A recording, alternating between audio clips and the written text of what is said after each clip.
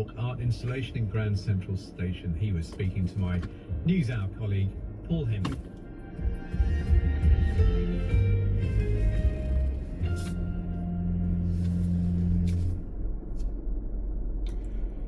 Freeport. You're listening to the BBC World Service. This is NewsHour, coming to you live from London with James Kamarasamy.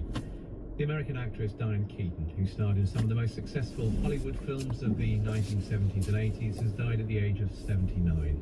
She appeared in all three of the Godfather films and films such as Head northwest toward Depot Street. Also in Woody Allen's classics, including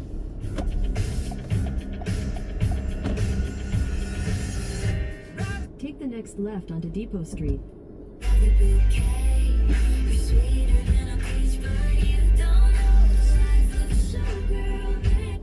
One fake one, and I'll love you till the last one dies. At the stop sign, turn right to stay on Depot Street.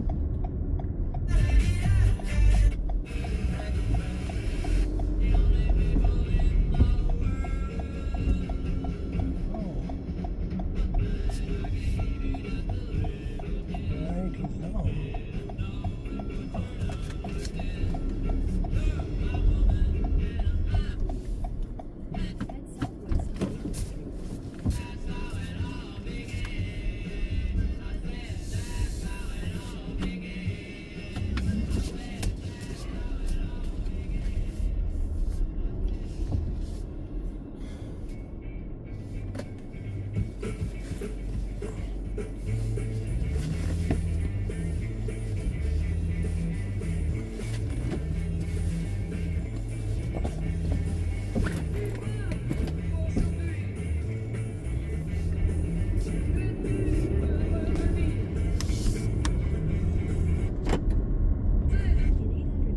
Really prove her versatility because they weren't all comedies. Annie Hall, of course, was a very surreal art comedy, which is rare these days. But she was also in Marvin's Room with DiCaprio and was nominated for that. At the stop sign, turn left onto Main Street. Jack Nicholson, called Something's Gotta Give, another comedy, and was nominated for that. So, and she was in Reds, the big monumental Russian history story that Warren Beatty did, and she was nominated for that. So that's the full gamut. she went into directing. I must admit, I wasn't totally aware of that. As a big David Lynch fan, that she actually directed an episode of Twin Peaks. Yeah, she was a director. You know, she had a real second career or personal, more than a hobby. She restored vintage homes in Southern California.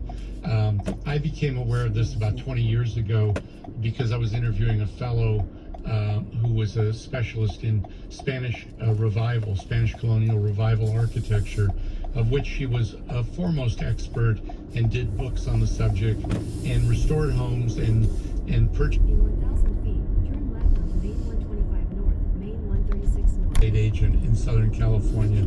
So she came to it through that. She once explained. What an incredibly varied career she had. Oscar-winning actress, director, and home restorer. I did not know that either. Stephen Gados, entertainment journalist there, remembering Diane Keaton, who has died at the age of 79. Now we stay in the United States because Chicago has become the latest American city to be at the center of a constitutional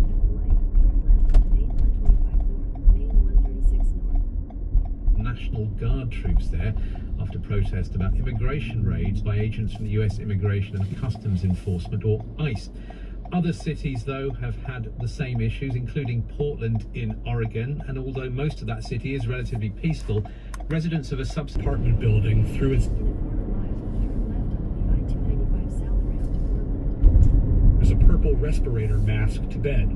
She has been to hospital twice because of the ICE munitions seeping into her home and the constant anxiety. I was asleep and the noise woke me up and it just funneled right through. It funneled right through. Then I had to put my gas mask on. But before I was able to get the gas mask on,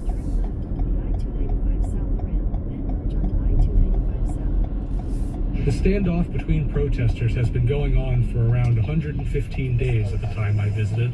It's pretty bad, and sometimes... 44-year-old Mai Tai is an Air Force veteran who lives above Brenna in the building. it would just fly up and then go into my venting system. And then you have like all these elderly people living in the building. Fighting the crowd. This is not what we typically look at in crowd control or peaceful protests. This is an aggressive approach trying to inflame the situation that has otherwise been peaceful. The mayor has called for an investigation into actions taken by ICE agents. Portland is the latest test case in Trump's plan to deploy troops to places, mostly Democratic-run cities like Los Angeles, Chicago, and Washington, D.C., that he says are plagued by crime. His efforts in Portland were recently blocked by a federal court, which found that Trump had exceeded his constitutional authority by ordering 200 National Guard troops into the Pacific Northwest city. Our city and our governor have really abandoned us here. Do you feel that way? I feel a little different. Of her birth, and they're marking it with celebration, with balls, treasure hunts, and pilgrimages to her birthplace in Hampshire, but also to the site of her burial at Winchester Cathedral. It's also 30 years since the 1995 BBC adaptation of Pride and Prejudice, in which white shirt dripping wet, setting a new generation of Austen enthusiasts' hearts aflutter. Mr. Dawes? Miss Bennett, I did not expect to see you. Like everybody, I think Pride and Prejudice is quite extraordinary. Reading their works, more illustrative than reading biographies of them. For somebody of Jane Austen's era, you would look at the written evidence, certainly in her case, because there was scant visual imagery. There was one sketch by her sister Cassandra, but it's a hesitant one, possibly a 10-minute sketch. It's in the National Portrait Gallery now. From that sketch, a rather fantastical image of how she looked was built up in the Victorian era. We now see it on our banknotes. But the written evidence and the evidence of some of her clothing that still remains to us is that she looked quite different to what we've imagined. Initially, I was daunted by the very strong feelings that this particular author has. People really cared how she was going to be represented. It's as if her... Speaking to Caroline White and bringing to an end this edition of News Hour from me, James Kamarasamy, and the rest of the team here in London. Thanks for listening. The BBC News Hour on Maine Public Radio is made possible by listeners like you and by Corey Cottages at Howland Green, committed to providing low-maintenance living and dedicated to creating a community where residents are free to pursue their passions. In Sherman's, Maine family-owned bookshop since 1886, with 10 locations including Freeport and Saco. Learn more at shermans.com. You're listening to Maine Public, and this is listener-supported Maine Public Radio, WMEH Bangor 90.9, WBEO Bethel 91.3, WMED Calais 89.7, WMEP Camden 90.5, WMEF Fort Kent 106.5, WMHD Greenville 89.7, WBSP Millinocket 90.1, WMEA Portland 90.1, WMEM Presque Isle 106.1, WMEW Waterville 91.3, and online at mainpublic.org. Weekend All Things Considered is paused. Humphreys County Sheriff Chris Davis says they will take their time. Can I say we're going to rule out foul play? We can't answer that. That might be days or weeks or months before we can do that. Davis says they owe it to the victims to get the investigation right. The company is providing assistance to the families. The CEO appeared in a video to say their hearts are broken and asked for prayers. For NPR News, I'm Blake Farmer in Nashville. The government shutdown is making a bad situation worse for Midwestern farmers. Frank Morris of member station KCUR in Kansas City, Missouri, has more. Those corn, wheat, soybean farmers are losing money. Shortages, the tariffs, jacked up the price of fertilizer and farm equipment they have to buy, while trade wars are depressing the price of the grain they have to sell. Normally in hard times, Missouri farmer Richard Haas would look to the U.S. Department of Agriculture for a short-term loan. I've literally done this for 55 years. It's been something that has always been there. Not this year. The USDA is mostly shut down. President Trump has promised farmers a bailout, but that's delayed. And it's unclear how any assistance program will work absent a functioning USDA. Economists expect farm foreclosures to rise. For NPR News, I'm Frank Morris in Kansas City.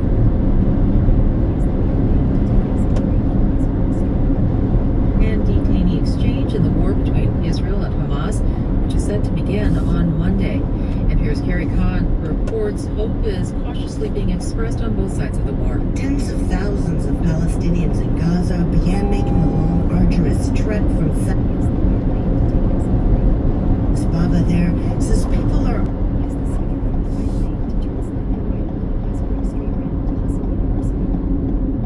in Israel. Hospitals are preparing.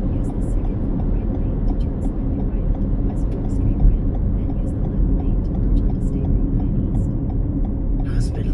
Welcome home. Oh, so glad to see you. We're here with you. President Trump is expected in Egypt and Israel on Monday. Carrie Khan, NPR News, Tel Aviv. Helpful to get whatever small amount of disaster assistance we're eligible for. Farmers were urged to report drought-related crop or livestock losses to their local farm service office, but as of October 9th, the search function on the government website does not display any contact information for local service centers. Latest reports from the U.S. Drought Monitor say all of Maine's population resides in at least abnormally dry regions. For Maine Public Radio News, I'm Lyman Hartswell. He was 73. Comes from the Skoll Foundation, dedicated to powering social innovators to transform the world. Learn more at skoll.org. And Jarl and Pamela Mohn, focusing on civil liberties, foster youth, public radio, and the arts.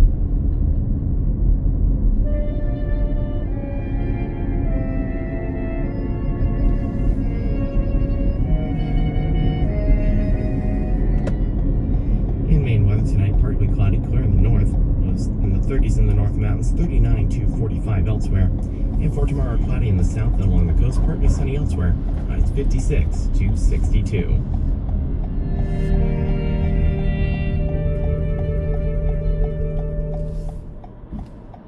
From NPR News, this is All Things Considered. I'm Andrew Limbaum. A Gaza ceasefire is now in place, and Israel and Hamas are preparing for a crucial part of this agreement. Hamas must release all the remaining Israeli hostages, and Israel must free nearly 2,000 Palestinian prisoners and detainees. If all this goes as planned, the road to peace might look a little smoother. For the latest, we are joined by NPR's Greg Myrie in Tel Aviv. Hey, Greg. Hi, Andrew. Greg, the ceasefire took effect start after two non-stop fighting, which was the deadliest ever between Israelis and Palestinians. There's a very real sense of anticipation as both sides prepare for this big exchange of Israeli hostages and Palestinian prisoners. This was palpable tonight as President Trump's envoy, Steve Witkoff, who helped broker the truce, spoke to a huge crowd in Tel Aviv's Hostage Square, the plaza where there's been a vigil for the hostages throughout the war. To the hostages themselves, our brothers and sisters, you are coming home. Now, Trump's son-in-law, Jared Kushner, who was also part of the negotiations,